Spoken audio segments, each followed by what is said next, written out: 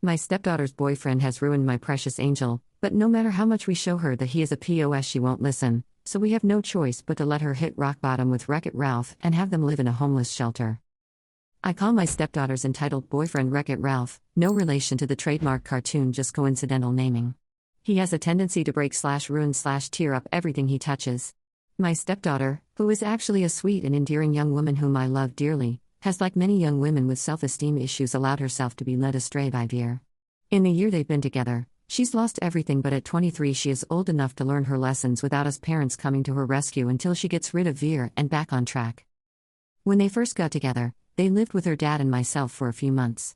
It very quickly became apparent Veer had a chip on his shoulder when it came to me. He would carry tales to my husband, causing us to argue. Despite my husband telling Veer many times that was my house and everything in it was mine, Veer would keep asking my husband, not me, if he could have this or that, and that's if he asked.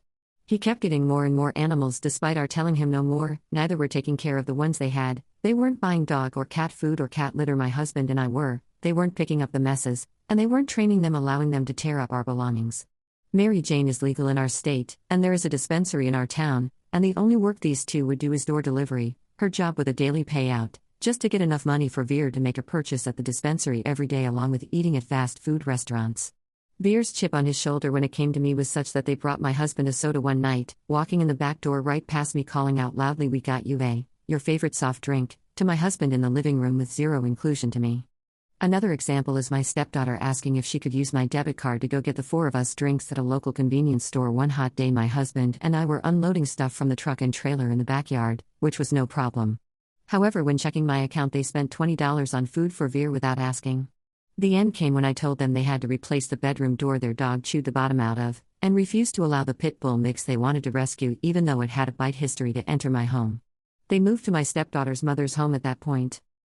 During their time there, my stepdaughter kept getting tickets in her car, which is only registered to my husband. They weren't paying their insurance, which I had bought my stepdaughter her own policy and paid the startup out of my money when they lived with us, and didn't pay the plate renewal. Now her license is suspended, and it cost my husband and I $600 to get the plates, again in his name only, unsuspended. Plus they had damaged the car and needed repairs. So he took it from them. Before, her license was suspended, but after the police took the plates from her car, my husband let her use his truck, which was on my insurance policy. Veer drove it, and he has no license, and blew the motor in it. It is now sitting and can't be used. I told my husband I would put the car on my insurance for him, but only if he drove it. If he returned it to them, I was canceling the insurance, which I've stood by. Nevertheless, Veer called daily demanding my husband return the car to them once it was legal and fixed. After 3 weeks, my husband finally said, "Look, you dumba, I don't know what it is that you think you're trying to accomplish here, but you're not demanding anything from me and you're not getting the car back. I may have originally bought it for her before she got with you, but it is my car in my name and I'm keeping it in lieu of the truck you ruined. Don't call me again about the car. Got it?" We had been hearing of ongoing disputes between my husband's ex and Veer. Things got so bad there that Veer told my husband's ex-wife to pack her shot and get the F out of her own home. Another time he told her to shut the F up and remember who she's talking to.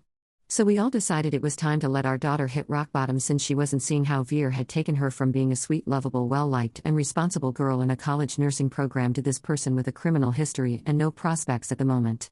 My husband's ex-wife moved in with her boyfriend, turning the power off at the home she had been renting, and told her former landlord, whom she was actually longtime friends with, she wouldn't allow it to affect their friendship if he evicted them for squatting, since neither were on her lease to begin with.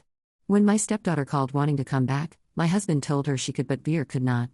Now they are staying at a homeless shelter in the town where Veer's mom lives, and Veer's mom won't let them live with her either. We hate to see her go through this, but this entitled Veer she won't let go of has really brought her down, and she can do so much better. This guy actually told us once he couldn't work at a factory that he interviewed at because it was climate controlled and his heart condition won't allow that, then argued with me and my husband that climate controlled meant controlled by the climate, so it was hot in summer and cold in winter.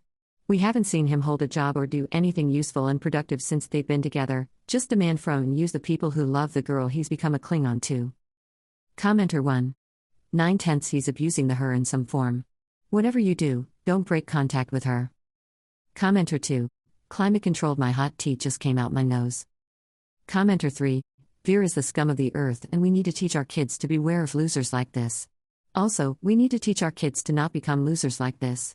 So sorry up, this guy sucks big time. I sincerely hope your stepdaughter is finally able to chew her way to freedom sometime soon for her own sake. I can't imagine she's happy with this person. What exactly does he bring to the table besides heartache and pain? He's destroying all of her relationships and cutting her off from everyone that loves her. She has to be miserable. Update 1. Well, we are making progress, anyway. My stepdaughter recently had court in town 30 miles west of us. They are staying just across the state line in a small city 30 miles east of us. So my husband and I devised a plan to get her alone from him.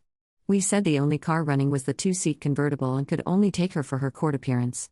My husband picked her up, then I took her to her court appearance as my husband had to be at the house for something. On the way, she started talking about how she wanted to break up with Veer but was afraid of the hurt that comes with it. She hated how controlling and untruthful he was but felt he truly loved her and didn't know if the negative behavior was simply from their stressful circumstances. She said once he got SR-22 insurance and his license back he would be able to work and things would be better. I pulled over, pulled out my phone, and went to the court file website for the county north of us where Veer used to live.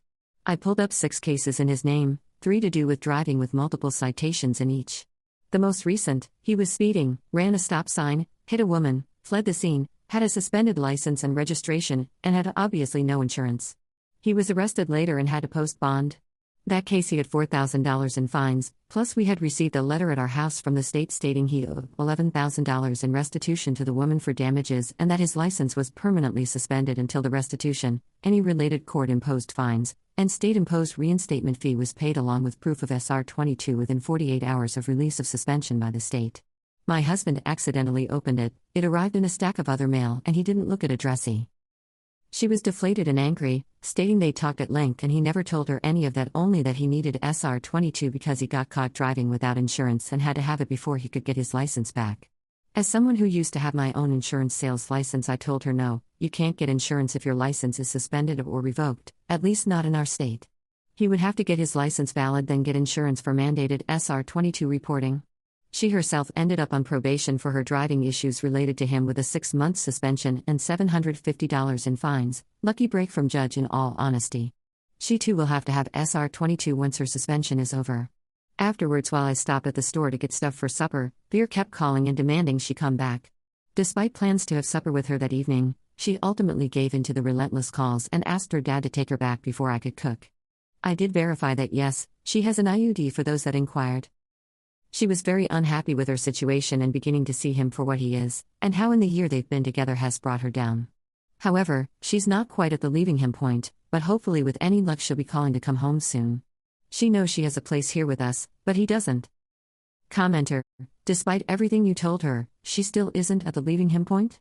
Genuinely curious, what would he have to do for her to be at the leaving him point? Update 2. 20 months later. It's been a while since I first posted about my stepdaughter and her entitled boyfriend, and I have had requests for updates. Well, here you go. First of all, I think you all probably know what developed immediately after I posted. Most of you, and myself, nailed it on the head. She was actually pregnant when I made the post. And kept it quiet until she was showing, giving her dad and I about 3 months to prepare for our granddaughter. She's a beautiful little girl, with eyes and a smile that light up the place. She's not quite a year old now. Sadly, my husband passed away unexpectedly when the baby was only 6 weeks old. My stepdaughter and I witnessed it, much to our horror. It has been a very devastating and emotional time since. This may surprise many of you, but she, the baby, and Veer all 3 still live with me. And guess what? He and she both have jobs now. He is actually a surprisingly good dad. He is still a bit more possessive of the 2 girls than I care for, however he also knows he will never have the pull and manipulation over me through my stepdaughter that he tried with her mother and my husband, so he knows his limits. Neither have driver's licenses and I do not routinely taxi them to work or back, they are adults with a child, but I will take them or pick them up on occasion. I let them know I'm proud of them both, and want to see them succeed. And by the way, Step has been differentiated for these posts only. In real life, neither my husband or I ever use Step when referring to our children and grandchildren. His kids are mine, just as mine were his, and that will never change. I will always love and be there for my stepdaughter and granddaughter as her parent. Even Veer learned I had his back on an incident I knew was not his doing or fault but he was wrongfully getting blamed for.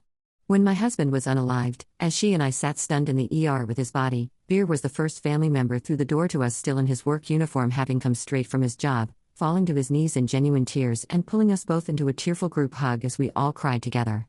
I give credit where credit is due. But here is our update. Bittersweet. Unexpected. Not at all how I, or probably most of you, would have thought things would pan out. Even the entitled Wreck-It Ralphs of the world do, sometimes it seems, have the potential to turn themselves around and begin to resemble normal, productive, team player people again. It's not perfect, but no one's life is. It's a good start in the right direction for them at least. And I'm grateful to still have them in my life too. These last months would have been worse without them. Commenter 1, good on you for staying strong and compassionate of others in the midst of your tragedy. We are all happy for the joy of your granddaughter's good health and the love you share.